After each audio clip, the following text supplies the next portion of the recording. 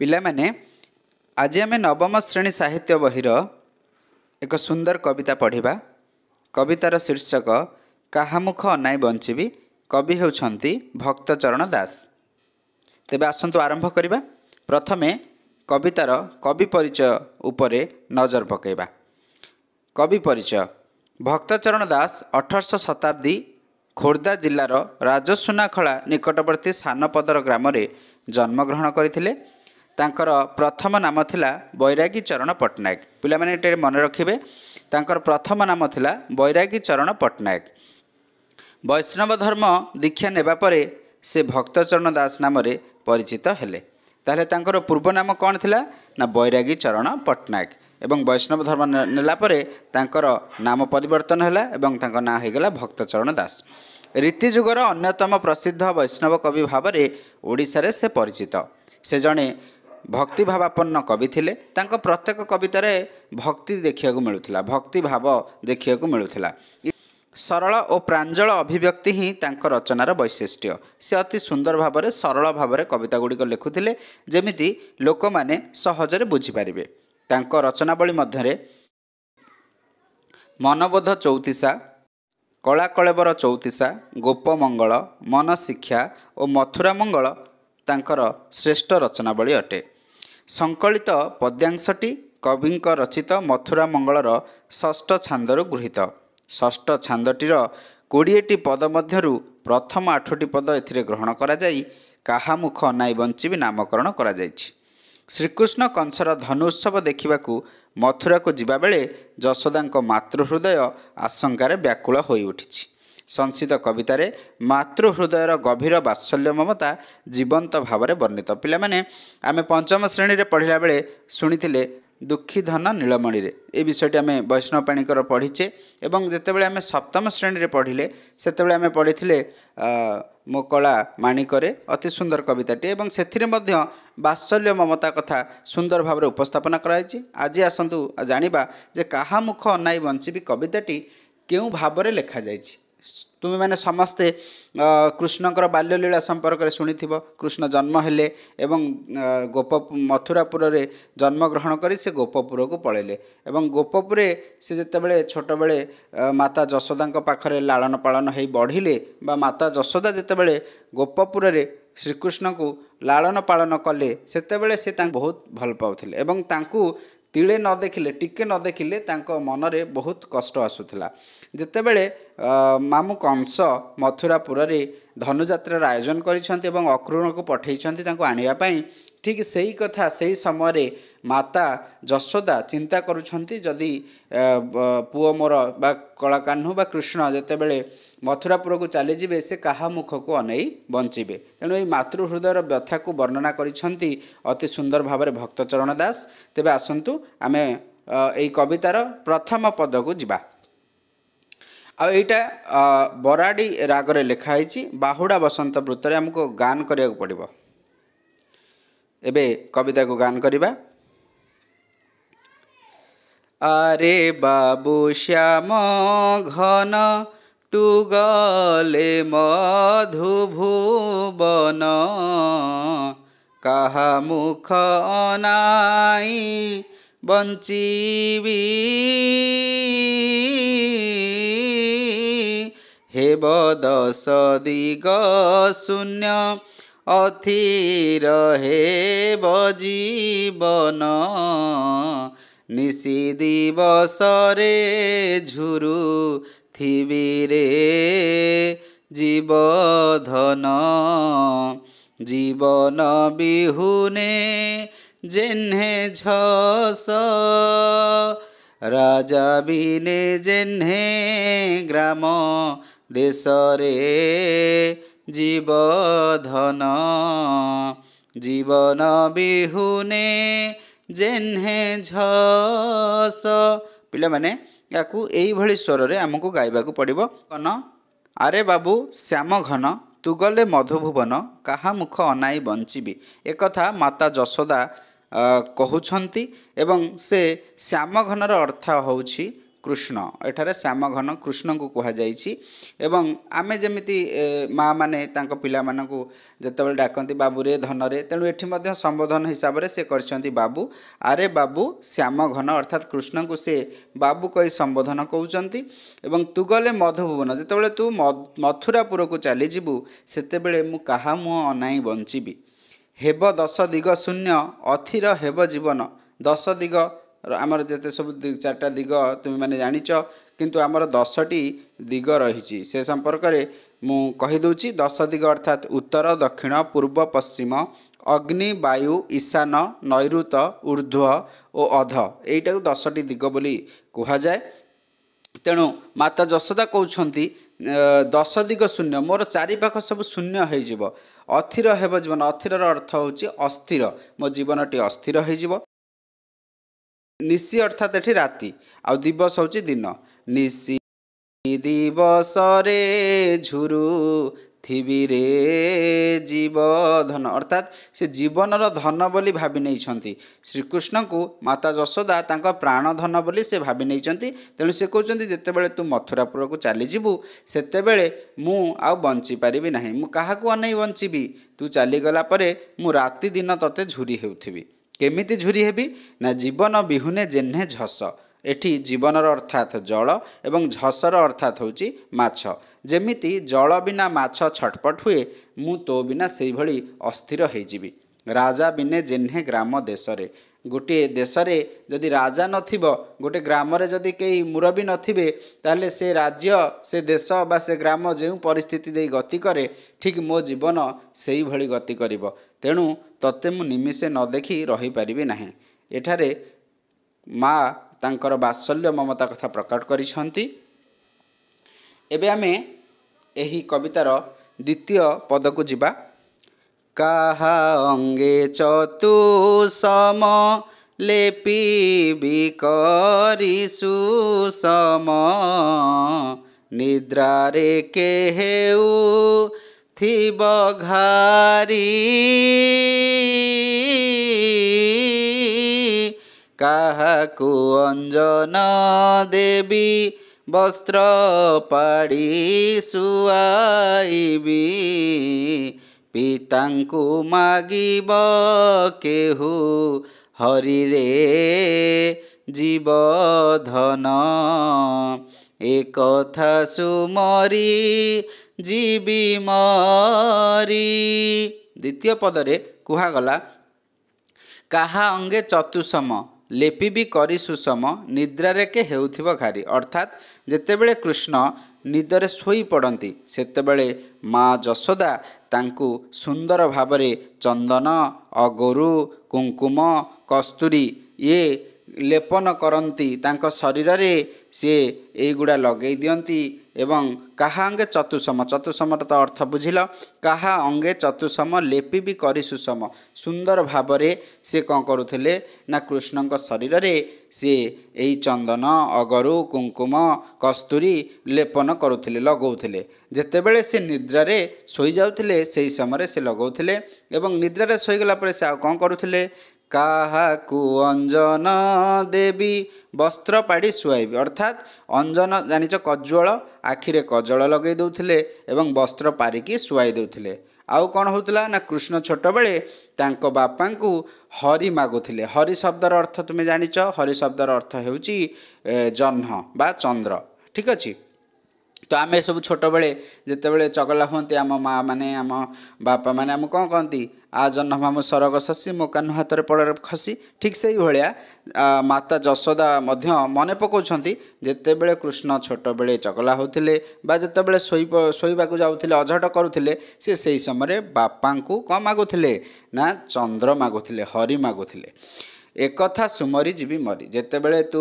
मधुपुर को चली जीवु जेतेबेले मथुरापुर को चली जीवु मु तो कथा सबू मन पकई पकई मु मरीजीवी रे बंची पारिबी नाही निश्चय जेबे जीवु मधुपुरी अर्थात जेतेबेले कृष्ण मथुरापुर को जीवे माता जशोदा बंची पारिबे नाही बोली कहउछंती तापर पद 3 नंबर पद देखिबा बांधेबी कहार केश कुसुमे करी सुबेश କାହା ଲଲାଟରେ ଦେବି ଚିତା,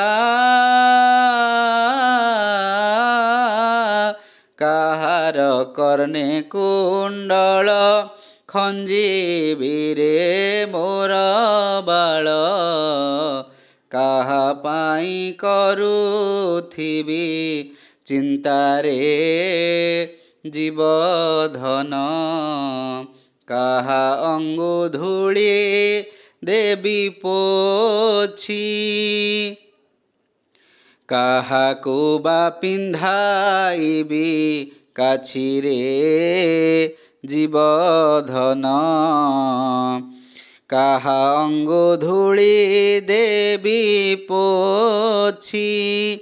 ଅତି ସୁନ୍ଦର ଭାବରେ ଭକ୍ତଚରଣ ଦାସ ଲେଖିଛନ୍ତି ଯେ ମାତା ଯଶୋଦା ମନେ ପକାଉଛନ୍ତି ଯେତେବେଳେ ତାଙ୍କ ଶୋଇପଡ଼ୁଥିଲେ ସେତେବେଳେ ଅଗରୁ, ଚନ୍ଦନ, କୁଙ୍କୁମ, କସ୍ତୁରୀ ଲଗାଉଥିଲେ। ତ ତାପରେ କ'ଣ କରୁଥିଲେ ନା ଶ୍ରୀକୃଷ୍ଣଙ୍କ କେଶକୁ ଅତି ସୁନ୍ଦର ଭାବରେ କୁସୁମ ଅର୍ଥାତ୍ ଫୁଲରେ ସୁବେଶ କରୁଥିଲେ, ସୁନ୍ଦର ଭାବରେ ସଜେଇ ଦେଉଥିଲେ। ଏବଂ ମାତା ଯଶୋଦା କୃଷ୍ଣଙ୍କ ଲଲାଟରେ ଅର୍ଥାତ୍ ମଥାରେ ସେ ଚିତା ଲଗାଇ ଦେଉଥିଲେ। ମଥୁରାପୁରକୁ କୃଷ୍ଣ ଚାଲିଯିବେ ସେତେବେଳେ ସେ କାହାର କେଶ ବାନ୍ଧିବେ? କେମିତି ବାନ୍ଧୁଥିଲେ କେଶ? ନା କୁସୁମେ କରି ସୁବେଶ ଅର୍ଥାତ୍ ତାଙ୍କ କେଶକୁ ସେ ଫୁଲ ଦ୍ୱାରା ସୁନ୍ଦର ଭାବରେ ସଜାଉଥିଲେ ଏବଂ ତାଙ୍କ ଲଲାଟରେ ଅର୍ଥାତ୍ ମଥାରେ ଚିତା ଲଗାଇ ଦେଉଥିଲେ। କାହାର କର୍ଣ୍ଣେ କୁଣ୍ଡଳ, ଖଞ୍ଜିବିରେ ମୋର ବାଳ ଅର୍ଥାତ୍ ଶ୍ରୀକୃଷ୍ଣ ଛୋଟବେଳେ ତାଙ୍କ କାନରେ କୁଣ୍ଡଳ ଲଗାଉଥିଲେ, ଅର୍ଥାତ୍ ଯେମିତି କାନଫୁଲ ଝିଅମାନେ ଲଗାନ୍ତି ସେଇଭଳି ପୁରୁଷମାନେ ସେତେବେଳେ କୁଣ୍ଡଳ ଧାରଣ କରୁଥିଲେ। ଏବଂ ଖଞ୍ଜିବିରେ ମୋର ବାଳ, ବାଳ ଶବ୍ଦର ଅର୍ଥ ହେଉଛି ମୋର ପୁଅ। କାହା ପାଇଁ କରୁଥିବି ଚିନ୍ତାରେ ଜୀବଧନ ଅର୍ଥାତ୍ ଯେତେବେଳେ କୃଷ୍ଣ ଗାଈ ନେଇକି ଯାଆନ୍ତି ସେ ବଣକୁ ସେତେବେଳେ ମାତା ଯଶୋଦା ବହୁତ ଚିନ୍ତା କରନ୍ତି, କେତେବେଳେ ସେ ଆସିବ, କେତେବେଳେ ଖାଇବ, ତା ପାଦରେ କଣ୍ଟା ଲାଗିବ। ଆମେ ଆଗରୁ ମଧ୍ୟ ଏ ସମ୍ପର୍କରେ ଜାଣିଛେ। ତେଣୁ ସେଇ କଥା ଭାବୁଛନ୍ତି କାହା ପାଇଁ କରୁଥିବି ଚିନ୍ତାରେ ଜୀବଧନ, କାହା ଅଙ୍ଗୁ ଧୂଳି ଦେବି ପୋଛି, କାହାକୁ ବା ପିନ୍ଧାଇବି କାଛି। କାଛି ଶବ୍ଦର ଅର୍ଥ ହେଉଛି ଛୋଟ, ଆମେ କହିପାରିବା ଗାମୁଛା ବା ଛୋଟ ଲୁଗା, ବା ଆମେ ତାକୁ ମଧ୍ୟ କହିପାରିବା ଗୋଟେ ଛୋଟ କନା ବୋଲି। ତେଣୁ ସେ କହୁଛନ୍ତି ଯେ ମୁଁ କାହାକୁ କାଛିଆ ପିନ୍ଧେଇ ଦେବି, କାହାକୁ ଛୋଟ ଲୁଗାଟେ ପିନ୍ଧେଇ ଦେବି, କାହା ମୁଣ୍ଡରେ ଚିତା ଦେବି, କାହା କେଶକୁ ମୁଁ ଫୁଲ ଦ୍ୱାରା ସଜେଇ ଦେବି, ଏଇ କଥା ଭାଳୁଛନ୍ତି ମାତା। ଯେତେବେଳେ ବନେ ଯାଉ ସଙ୍ଗରେ ମୋ ପ୍ରାଣ ନେଉ, ନିମିଷେ ବିଚ୍ଛେଦ ନ ସହଇ, ଏବେ ଯିବୁ ମଥୁରାକୁ ମୋତେ ସମର୍ପି କାହାକୁ, ଚନ୍ଦ୍ରମୁଖ ନ ଦେଖିଲେ ମୁହିଁରେ ଜୀବଧନ, ଜୀବନ ହାରିବି ଗଣ୍ଡ ଜଳେ, ତୁ ମୋତେ ଅନ୍ତର ହେଲେ ତିଳେରେ ଜୀବଧନ, ଜୀବନ ହାରିବି ଗଣ୍ଡ ଜଳେ। ଏଠି କହୁଛନ୍ତି ଯେତେବେଳେ ତୁ ବଣକୁ ଯାଉ ସେତେବେଳେ ତୋ ସାଙ୍ଗରେ ମୋ ପ୍ରାଣକୁ ନେଇକି ଯାଉ, ଅର୍ଥାତ୍ ତୁ ବଣକୁ ଗଲେ ବି ମୁଁ ଘରେ ରହିଲେ ମଧ୍ୟ ମୁଁ ତୋତେ ସବୁବେଳେ ପ୍ରତି ମୁହୂର୍ତ୍ତରେ ମନେ ପକାଏ। ନିମିଷେ ବିଚ୍ଛେଦ ନ ସହି ଅର୍ଥାତ୍ ଟିକେ ମୋ ପାଖରୁ ଚାଲିଗଲେ, ମୋ ଆଖି ଆଗରୁ ଚାଲିଗଲେ ମୁଁ ସେ ବିଚ୍ଛେଦକୁ ସହିପାରେ ନାହିଁ। ଏବେ ଯିବୁ ମଥୁରାକୁ ମୋତେ ସମର୍ପି କାହାକୁ, ମଥୁରାପୁର ତ ଗୋପପୁର ଠାରୁ ଦୂର ବାଟ, ତୁ ଯେତେବେଳେ ମଥୁରାକୁ ଚାଲିଯିବୁ ସେତେବେଳେ ମୋତେ କାହାକୁ ଦେଇକି ଯିବୁ? ଚନ୍ଦ୍ରମୁଖ ନ ଦେଖିଲେ ମୁହିଁରେ ଜୀବନ, ଚନ୍ଦ୍ରମୁଖ ଅର୍ଥାତ୍ ଚନ୍ଦ୍ର ଭଳିଆ ମୁଖ, ଠିକ୍ ଅଛି। ଚନ୍ଦ୍ରମୁଖ ନ ଦେଖିଲେ ମୁହିଁରେ ଜୀବଧନ, ତାହେଲେ ଚନ୍ଦ୍ରମୁଖ କାହାର? ଶ୍ରୀକୃଷ୍ଣଙ୍କର। କିଏ କହିଛନ୍ତି? ମାତା ଯଶୋଦା କହୁଛନ୍ତି ଚନ୍ଦ୍ରମୁଖ ନ ଦେଖିଲେ ମୁହିଁରେ ଜୀବଧନ। ସେ କହୁଛନ୍ତି ଜୀବନ ହାରିବି ଗଣ୍ଡ ଜଳେ, ଅର୍ଥାତ୍ ଯଦି ତୁ ମଥୁରାପୁରକୁ ଚାଲିଯିବୁ ଏବଂ ତତେ ମୁଁ ନ ଦେଖିପାରିବି ତାହେଲେ ମୁଁ କ'ଣ କରିବି? ମୋ ପ୍ରାଣ ଜୀବନକୁ ହାରିବି। ହେଲା, କେଉଁଠି ହାରିବି? ନା ଆମ ଗଣ୍ଡ ଜଳରେ ଅର୍ଥାତ୍ ଗଭୀର ଜଳକୁ ଡେଇଁ ପଡ଼ି ମୁଁ ମୋର ପ୍ରାଣତ୍ୟାଗ କରିବି। ତୁ ମୋତେ ଅନ୍ତର ହେଲେ ତିଳେରେ, ତିଳେ ମାନେ ଟିକେ, ଅଳ୍ପ, ତାହେଲେ ତୁ ଯଦି ଟିକିଏ ବି ମୋ ଠାରୁ ଅନ୍ତର ଅର୍ଥାତ୍ ଦୂର ହେଇଯାଉ ରେ ମୁଁ ଜୀବନ ହାରିବି। ଚମପଦରେ କବି କହୁଛନ୍ତି ସରଲ ବଣୀୟ ଧାମ ପକ୍ୱରମ୍ଭା ସୁଧା ସମ, ମୁଖେ ଦେଲେ ଥୁଥୁ କରି ଫିଙ୍ଗୁ ଯେତେ ରୂପେ ନାଳିଆଇ ପରଶଇ ବଳିଆଇ କୋପେ ଉଠି ପାକ ଭାଣ୍ଡ ଭାଙ୍ଗୁରେ ଜୀବଧନ ଏବେ ଦୂର ହୋଇ ବସେ କଥା କି ନ କରେ ଦାରୁଣ ବିଧାତାରେ ଜୀବଧନ ଏବେ ଦୂର ହୋଇ ବସେ କଥା। ଅର୍ଥାତ୍ ବର୍ତ୍ତମାନ ମାତା ଯଶୋଦା ତାଙ୍କୁ କ'ଣ ଖାଇବାକୁ ଦିଅନ୍ତି ସେ କଥା ମନେ ପକାଉଛନ୍ତି। ସର ଲବଣୀ ଅଧାମ ଅର୍ଥାତ୍ ଏସବୁ ଦୁଗ୍ଧଜାତ ଦ୍ରବ୍ୟ ସର ଲବଣୀ ଅଧାମ ତା ସହିତ ପକ୍ୱ ରମ୍ଭା ସୁଧାସମ। ପକ୍ୱ ଅର୍ଥାତ୍ ପାଚିଲା, ରମ୍ଭା ଅର୍ଥାତ୍ କଦଳୀ। ତେଣୁ ପାଚିଲା କଦଳୀ, ସର ଲବଣୀ, ଅଧାମ ଏସବୁ ସୁଧାସମ। ସୁଧା ଅର୍ଥାତ୍ ଅମୃତ, ଇଏ ଅମୃତ ଭଳିଆ। ଏଇଭଳି ଖାଦ୍ୟ ଯେତେବେଳେ କୃଷ୍ଣଙ୍କୁ ସେ ଖାଇବାକୁ ଦିଅନ୍ତି, କୃଷ୍ଣ ରାଗିଗଲେ ତାକୁ ଥୁ ଥୁ କରି ଫିଙ୍ଗି ଦିଅନ୍ତି। ଯେତେ ରୂପେ ନାଳିଆଇ ଅର୍ଥାତ୍ ବୁଝେଇ ସୁଝେଇ, ନାଳିଆଇ ବଳିଆଇ ଅର୍ଥାତ୍ ବୁଝେଇ ସୁଝେଇ, ଯେତେ ରୂପେ ନାଳିଆଇ ପରଶଇ ବଳିଆଇ କୋପେ ଉଠି ପାକ ଭାଣ୍ଡ ଭାଙ୍ଗୁରେ ଜୀବଧନ। ପାକ ଭାଣ୍ଡର ଅର୍ଥ ରୋଷେଇ ହେଉଥିବା ହାଣ୍ଡି, ଯେଉଁଥିରେ ରୋଷେଇ କରାଯାଏ ସେହି ହାଣ୍ଡିକୁ ପାକ ଭାଣ୍ଡ ବୋଲି କୁହାଯାଏ। କୋପେ ଉଠି ପାକ ଭାଣ୍ଡ ଭାଙ୍ଗୁରେ ଜୀବଧନ ଏବେ ଦୂର ହୋଇ ବସେ କଥା କି ନ କରେ ଦାରୁଣ ବିଧାତାରେ। ଅର୍ଥାତ୍ ସେ ସମୟ ଥିଲା ଯେତେବେଳେ ତୁ ମୋ ପାଖରେ ଅଳି ଅଝଟ କରୁଥିଲୁ, କିନ୍ତୁ ମଥୁରାପୁରକୁ ଯେତେବେଳେ ଚାଲିଯିବୁ ଏସବୁ କଥା ଆଉ ମୋ ପାଖରେ ରହିବ ନାହିଁ ବା ମୁଁ ଏସବୁ ଦେଖିବି ନାହିଁ, ଏସବୁ ଦୂର ହୋଇଯିବ।